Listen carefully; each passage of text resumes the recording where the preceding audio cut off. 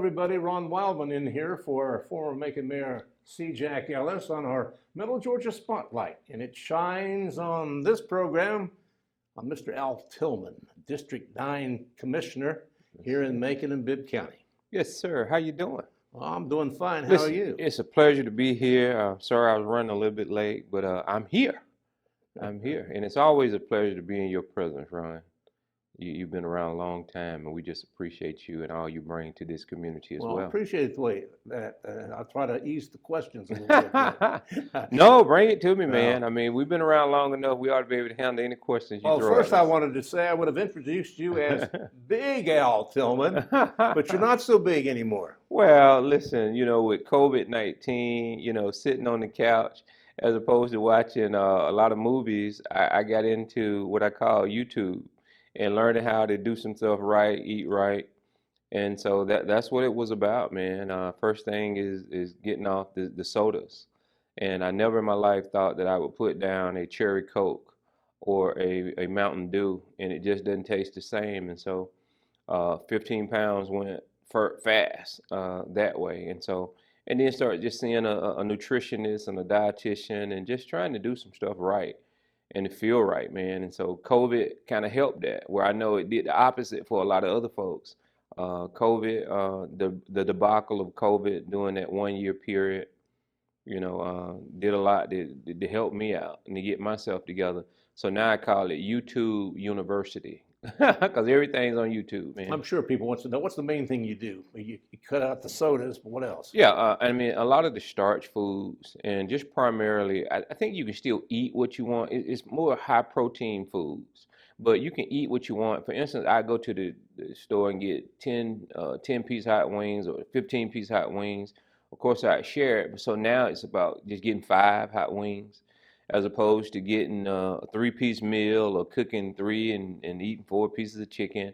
Now it's just 1 piece and just cutting down on portions, but you can snack healthy a little bit more. The protein shakes have replaced the sodas and along with water and protein shakes have replaced that. But Ron, you're the first person I'm talking to this about because I know how hard and tough it is for folks.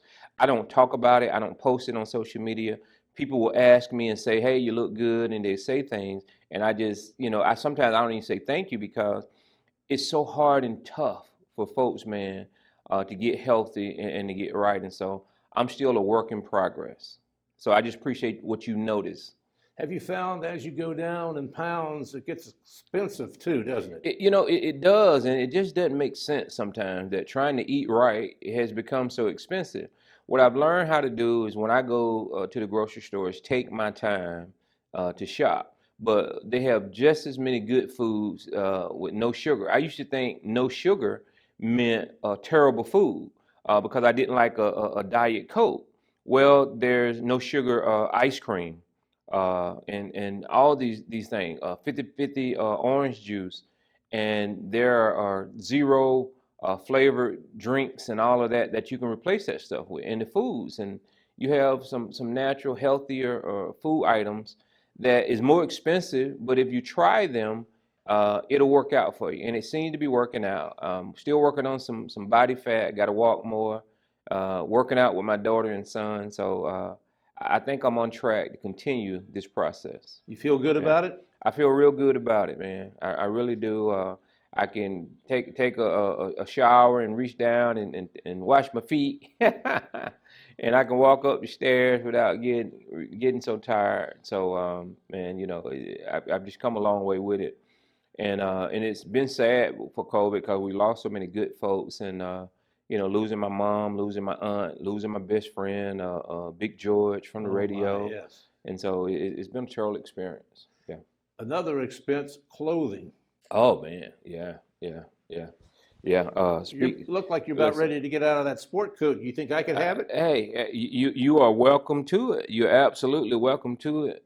One of the things is that I noticed is I had on something. I hadn't tried on a suit in probably 8-9 months because we were Zooming. Yeah. And I tried on a suit and like, wow, that's the first time I noticed it fell off. So I knew I was doing some things right. And so I have a seamstress, Miss Jackson. I give her all the credit. She saved me a ton of money. Of course, I've given away a few things, but she saved a ton of money because she's a professional seamstress. Used to work for Navicent. Used to do all the curtains at Navicent, and so, man, she can make some miracles happen. She really can. So anybody want to reach out to me for Miss Jackson's number, she can make a miracle happen and save you a ton of money with jackets, altering jackets and your pants and so forth. She's done that, and I thank her for it. Well, you're doing a great job. Looking Thank you, good, sir. too. One thing we want to get to before anything else, this coming Tuesday, there's a big event that you're kind of shepherding. Yeah, it was the water challenge for our warming center. Our warming center is where we house some of Macon-Bibb County's homeless folks. And we did a water challenge. I first had reached out to the administration to ask how many veterans were over there. Because, first of all, the administration had said, well, you hadn't been over there doing much. And I said, we don't own it. And I wasn't sure. I didn't want to be in the homeless business. Although I advocate for homeless, my mom is on First Tuesday, she would cook for the homeless. I never shared that. Who my son, my oldest son, would go down and just give plates to the homeless. And so I was asking how many veterans were over there, then how many children, what can we do? And the need was trying to have them to eat healthy and drink healthy. And so the idea was the water challenge. What can we do immediately? I want to do two things: have a water challenge, bring some water over, and then have a night of entertainment for them. And so we're going to do both. From 1 to 3 p.m., we're doing a water challenge with Mayor Pro Tem Seth Clark, challenging folks to bring water.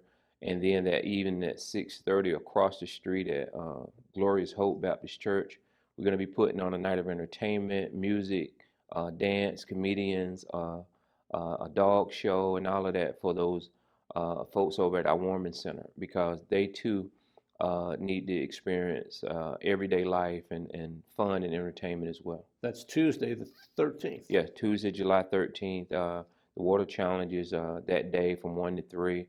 And then that evening at 6:30, Glorious Hope Baptist Church on Napier Avenue, which is diagonal from the Warming Center at Brookdale Warming Center. On the corner there. Yes, sir. Yes, sir. So Yes, sir. everybody's invited. If you bring a water over, you're invited.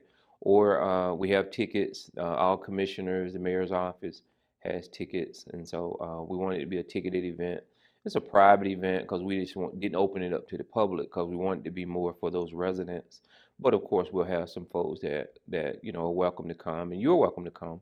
Is there a cost to get in? It's no cost to get in. Like I say, it was a ticketed event. It's no cost. It's giving back to the community. My organization, Unity in the Community, and its partners are helping to put on this event, and a lot of stuff that I do on a volunteer basis in the community. I could not do it without good partners out there. Now, the warming center, came right out of the chute with Mayor Miller, because we had a couple tragic deaths during the cold weather. Explain the warming center to folks. Well, the warming center is a place where if you're homeless or about to lose your home or you don't have anywhere to stay, as opposed to going on the streets and a lot of other agencies that are out there, you can come to this facility. We'll do an assessment. If you have children even, we'll house you and let you stay at the warming center and try to offer you resources to get back on your feet. So although it's a homeless shelter, we call it the Brookdale Warming Center, and to be able to offer a service. And you got volunteers over there. United Way is the financial agency that you can make contributions through. You've got I think it's Salvation Army that's providing the food and feeding the people 3 meals a day. Navicent partner with us to give the people their COVID shots. And so we have other service providers that come through. If people want to get back home to their families, trying to have school for the kids and try to just, get people the help that they need, because sometimes sometimes you fall on hard times. But this facility and this place that we purchased from the school board, it's old Brookdale School. It's the old Brookdale School, which has been upgraded in recent years. That's quite a building. It had been, and so I don't know what else we're gonna do with it, but we need help and we need volunteers to try to sustain it.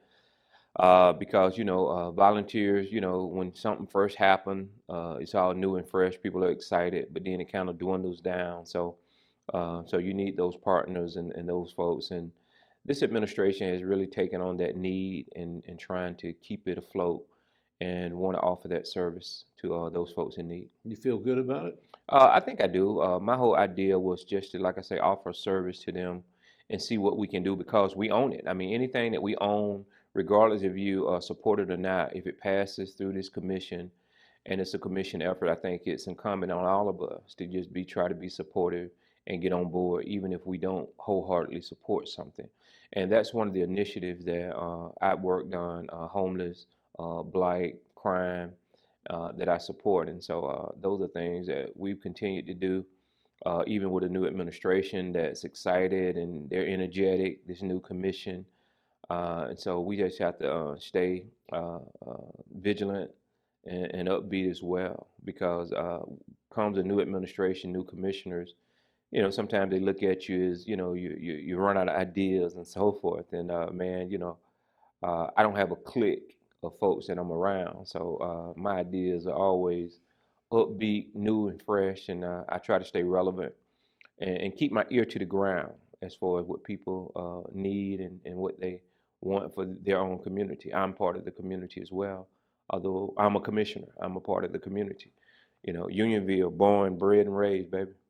The new administration, but you were in the past administration too. Yeah. I mean, I've been around for a while, man. And Mayor Miller also has taken on, along with you and the rest of the commission, the blight problem in the community, which is mind-boggling. Yeah. Well, the blight is an ongoing initiative, but Ron, for me, it's not always, a good thing to see that people are waiting for the government to come out and clean up their community. I think neighborhood watch associations, good folks on every block, we can offer resources and allow them to clean up their own neighborhoods. I don't think we ought to wait on the government to come clean up your neighborhoods. Our properties, our right-of-ways that we own, we should clean it up. We should do what we can. The sheriff is the lead law enforcement arm that should eradicate stopping illegal dumping, speeding, and all this stuff. But for whatever reason, the commission is always seem like they're the lead agency that everybody looks at and depends on to say, you solve this issue. And so we need more folks to step up, be vigilant, pay attention, report things. If you see a car, a truck coming in your yard, not your yard, but your area, illegal dumping. We just have gotten so complacent with these things that we just think it's the norm to see trash, tires, mattresses everywhere all over our community, and it's not. We've got to step up too, and we can't close the landfill early, by 12 o'clock and not be open on the weekends and closing up early during the week.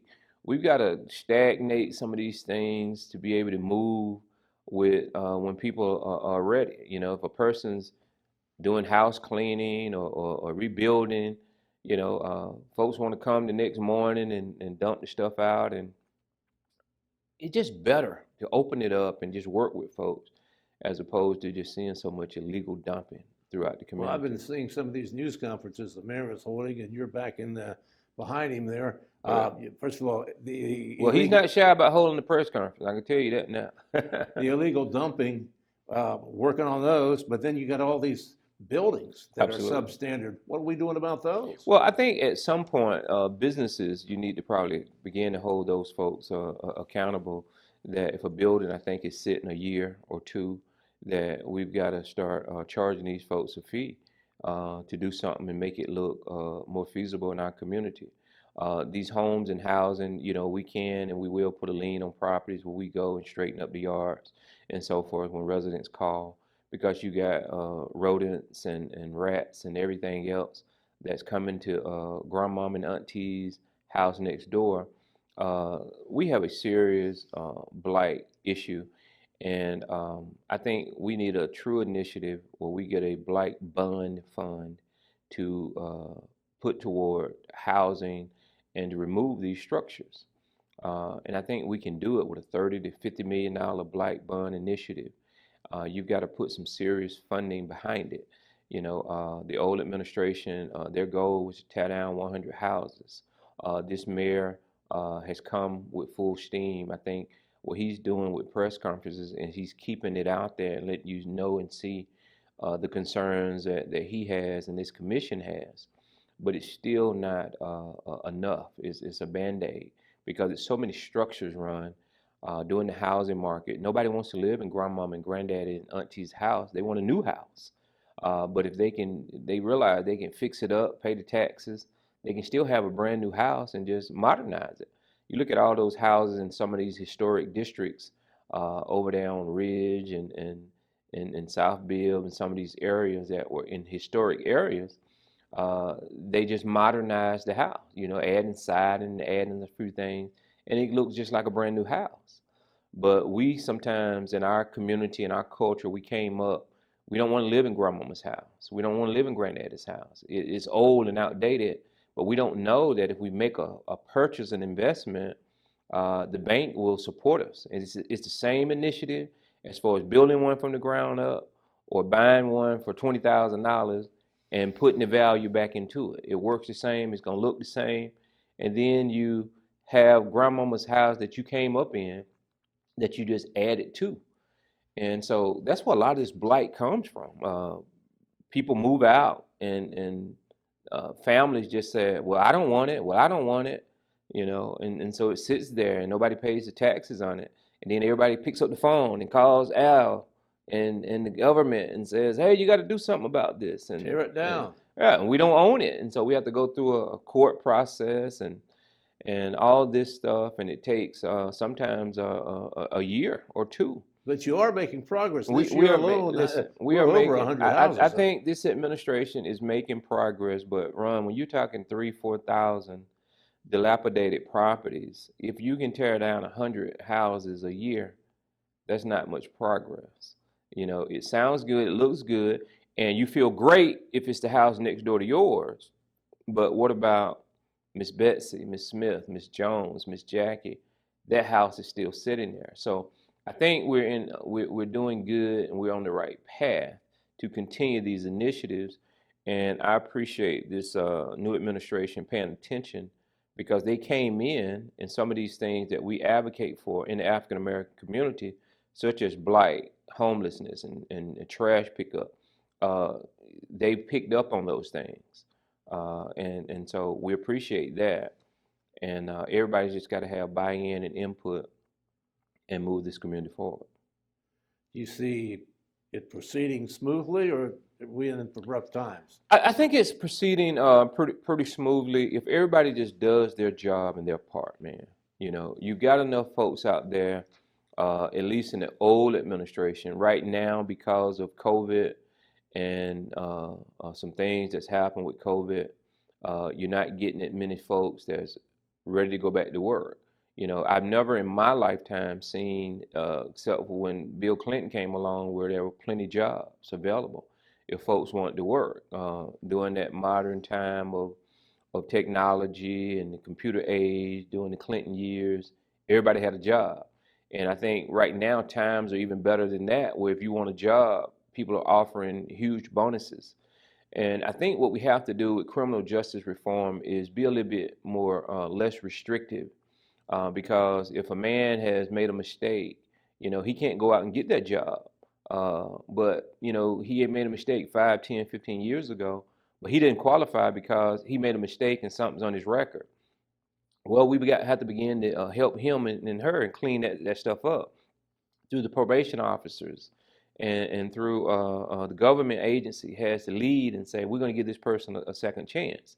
We can't say on a national level we need criminal justice reform, but then it doesn't trickle down to the local probation office. It doesn't trickle down to the local sheriff, the local government.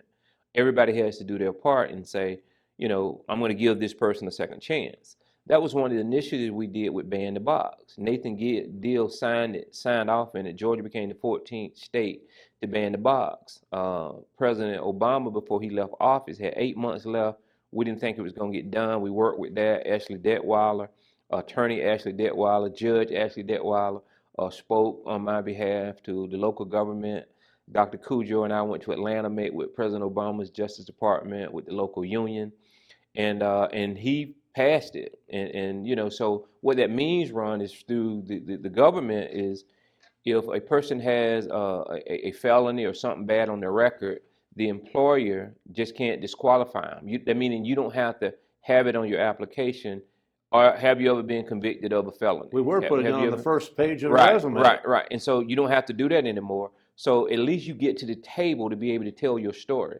Hey, that was 20 years ago. I'm married now. I've got a wife. I got a kid. I'm trying to better myself. But this restriction that I made, this error years ago, is hindering me. Well, if you're face to face with your employer, you have a chance to sell that story. But in years past, if you put on there and telling the truth, have you ever been convicted of a crime or felony, and you say yes, a lot of times your application would be put to the side, and they're only looking for the best of the best. Well, a lot of times, Ron, the best of the best is sitting over here in the bad pile, you know, because their work ethic may be different. Everybody's always a lot of times looking for that Harvard grad, and a lot of times that GED, that high school diploma, that technical skill level person is just as dedicated and if not qualified to do that job than that educated Harvard grad. Now, it's important to get your education, stay in school, but the playing field has to become even where we can say, give everybody an opportunity and a chance. Don't you want the best and the brightest? You know, and it's not just what's on paper. A lot of time it's what's in front of you. You know, Al Tillman is living proof that you can have a second chance at life and try to do something with yourself. I'm a product of the Bibb County Alternative School. I'm a product of the Bibb County Law Enforcement Center. I too have sat inside those jail cells. I too have been to the Bibb County Alternative School. I was not a model student, but guess what I've learned? I have what I call a CS degree. And folks said, what's a CS degree? I said, that's common sense. And so when you have a common sense degree and you can live life and do what's right and change, then I think you can begin to do some things. As a businessman, I wouldn't find that out unless I was sitting across the table from somebody. And that's where that man, The Box, helped out. Least you do that next step, the interview level. Absolutely. Absolutely. And you've seen, other than yourself, you've seen positive results of that program. There are many positive results, and over the years, with our Stop the Violence initiative, we've got young men and women that we can share. That's in law enforcement, that's firefighters, that's working in different offices, and we don't often share their stories because they don't want people to look at them and say, hey, I was an ex-gang member. I was a former high school dropout. I didn't do well in school, but look at me now. And so they have to feel comfortable to be able to at least tell their own story. People oftentimes are sharing their story, and I don't oftentimes get a chance to tell my story. My father was shot and killed by law enforcement when I was 2 years of age. But I didn't grow up and I don't walk around hating the police. So one of the first things I do when I go and talk to young folks, I say, how many of y'all hate the police? If I'm in a classroom setting, every young man's hand goes up. And my second question is, how many of them killed your father or your uncle? Every hand comes down. And I said, well, I should hate the police too. And that's how I first captured them in their moment. Because right then, they're disliking and hating law enforcement, but law enforcement hadn't committed an egregious crime or something that makes them feel like, oh, they killed your father, you should hate the police. No, it's a learning curve and learning process. I was 2 years of age. My father, and the things that he did coming up was put in a situation. And so everything is a teachable moment. Everything is a learning moment. And so that's what we have to learn. That's what we have to do. We can't dislike and hate somebody we've never met and we don't spend time and deal with. What part did the military have with the development of Al Tillman? It changed my whole life, man. My sons was born in Mr. Willie C. Hill, first African-American city councilman. I was in his living room, and he was my former teacher at the Bibb County Alternative School. And he would call me Alcindor. My name's Alcindor, named after Lou Alcindor. That's another story. Most folks don't know that. My real name is Alcindor. My name's not Al. Miss Pearlie Watkins Virgil Watkins' auntie named me Al in ninth grade because she says, boy, I'm not going to be calling you no Alcindor. I can't pronounce it. You're going to be Al. And from ninth grade on, I became Al. And so the impact of the military changed me because it taught me how to be a man. And it taught me to believe and trust in myself. When I walked in that military on day one, the drill sergeant said, he said, I don't care where you're from. If you're black or white, young or old, he says, this military is just like the hurricane and the tornado. Once it hits, it doesn't discriminate, and you're not going to discriminate. So that young man sitting beside you or standing beside you, that's your brother. You better get to know him because you're going to be on this comeback field one day, and you're going to be dependent on him. And I've always remembered that. This military is like the hurricane and tornado. It does not discriminate. And that's the motto I have when I form my nonprofit, Unity and Community. We don't discriminate. We bring people together that normally don't come together. Young and old, rich and poor, black and white, Democrats, Republicans. See, I get accused of a lot of things. A lot of folks say, oh, he plays both sides. No, I learned that early on. It's not about playing both sides. I believe in the Democratic model. I'm a Democrat. But my understanding is we all need each other. Young, old, rich, poor, black and white, Republicans, Democrats. We all need each other. And so if we can work together and get along with each other, they make you a bad person. But some people label it because the government started this keeping up the numbers and how many blacks over here, how many whites over here, how many poor people over here, how many rich folks over here. I didn't start that process. The government started it. Suddenly, we're almost out of time. Last time I saw you on the streets, you were on a garbage truck.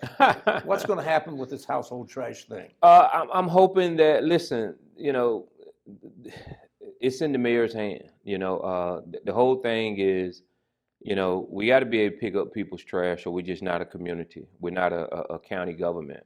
And so, you know, we're following his lead, but you got to bring solid waste back fully. You got to hire folks. I honestly think Macon-Bibb ought to take back over this service. We've got to give folks a break. We can't keep charging folks and they're not getting services. I really think we ought to give some folks their money back or stop collecting funding till this thing can get a grip. Folks don't like to hear that, but I think it's the truth. We've got to just do a better job. You think we need to run our own garbage system? I'm out here volunteering. Macon-Bibb needs to continue to run its system just like the water authority is running their system. Sometimes you give stuff up and it doesn't work out. We need to rethink it, go back and look. But in the meantime, if you want to volunteer, come and help me. Let's jump on the back of a truck. Broderick Jackson started it. Thank you, man. And the mayor took it on and challenged us. And so here we are. It'll shape up eventually. Absolutely. Very quickly, banana pudding. Banana pudding. What's this thing about your banana pudding? It's my mom's recipe. We call it, we're the king of the banana pudding. We didn't intend to let the cat out the bag like we did. We had some folks over to the house. We filmed it. People love the banana pudding. I've been making banana puddings for years. We got to bring you one. Folks want a banana pudding. Look me up, Al Tiger Tillman on Facebook. I tell folks this, Carol Lennon said it, it's life-changing. If you love mamas, grandmamas, and aunties, don't try Al Tillman's. Don't try ours, but we think we got a good banana pudding. We stand behind our As you lose this weight, are you still eating banana pudding? Hey man, I love banana pudding. I still love my fried chicken and all that good stuff. It's those portions. Don't eat as much. Portion control. Snack in between, and you'll be fine. Well, you may have changed my life again. Yes, sir. Yes, sir. Yes, Alcindor Tillman. That's right. That is he. Thank you for being with us on our Middle Georgia Spotlight. It's a pleasure, man. It's a pleasure. And good luck as you drop that weight. Thank you, sir. Thank you, folks, for being with us. In for former Mayor C. Jack Ellis, I'm Ron Wildman here on our Middle Georgia Spotlight.